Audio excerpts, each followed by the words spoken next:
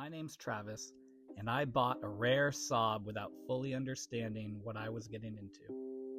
It's a manual equipped 9.3 Aerosport combi with more problems than it should have. Watch as I try to keep this thing alive.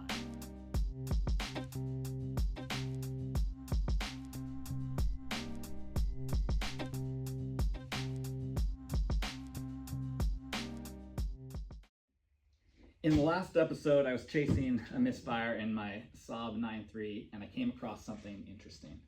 When I changed the ignition coil from cylinder 2 to cylinder 4, my misfire changed from cylinder 2 to cylinder 4, which makes me think that this engine is probably healthy, but it doesn't tell me exactly why the problem started or if throwing more parts at it is actually going to solve it. So I went out and I bought an entire new set of coils and plugs, and today I'm going to put those in this car and see if I can get it running right or if I'm just buying myself a little bit more time.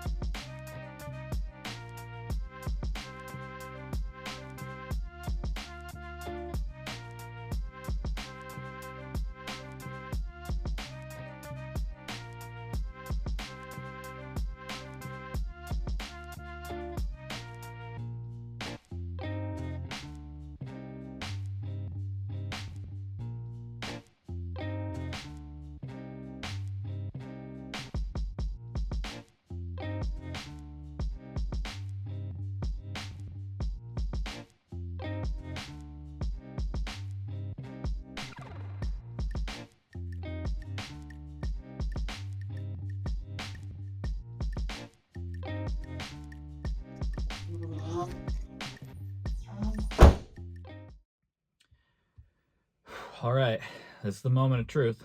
Let's see.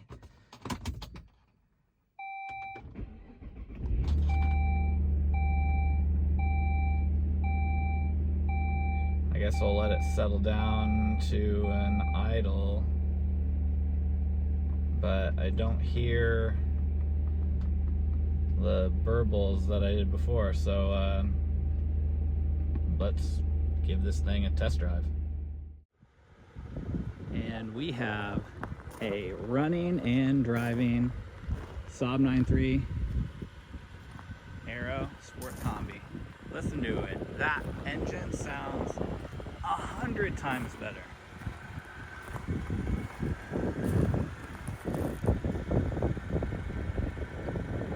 100 times better this car sounds. And I just can't believe that a shop couldn't figure out that. A sad mistake, but I'm so excited to get into this thing and make it just performance oriented.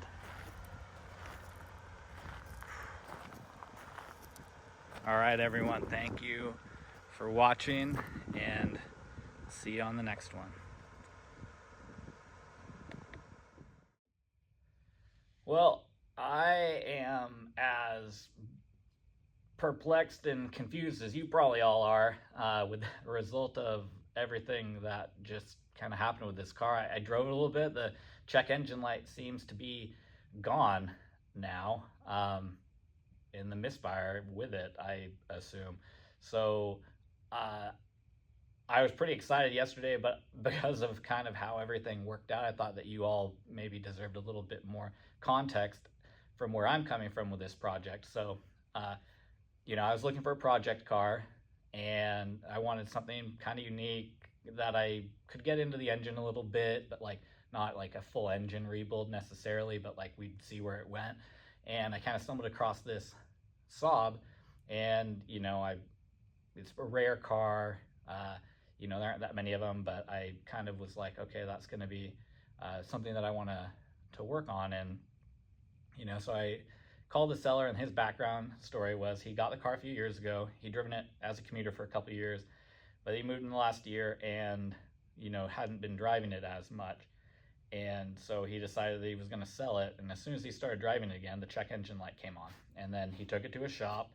They looked at it. They ran the fault codes and said, it's got a misfire on cylinder 2, and they checked the coils, they checked the plugs, they ran a compression test on it, and came back with low compression on cylinder 2.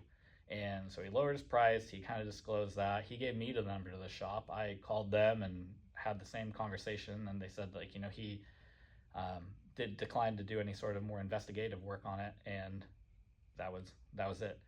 So anyways, I got it, I bought it, and here we are now. Now I have a couple theories. The first theory I have is that the shop had some sort of a confirmation bias, and so they saw that the misfire was on cylinder 2. They hooked up their compression tester. It maybe wasn't hooked up right or something similar to that, and got a bad reading, but it just confirmed the fact that they already thought that there was a valve job that needed to be done on this car. So when the owner said they didn't want any more diagnostic work, they just kind of buttoned it up and left it as it was. My second theory is that maybe there's some sort of an intermittent issue causing the valves to stick. I don't know. I haven't heard of that before, but maybe it's just something that I'm not familiar with. I don't typically buy old project cars with problems in them, so this is kind of my first rodeo as far as that goes.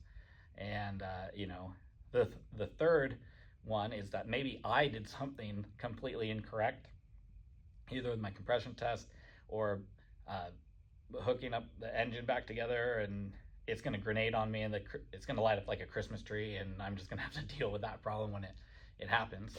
I'm hoping that it's not that, but we'll see what happens. And then the last option is that maybe I am just really lucky with this car that it only needed a coil to solve this, because there's not that many people out there looking for old broken Saabs, and I was just in the right place at the right time.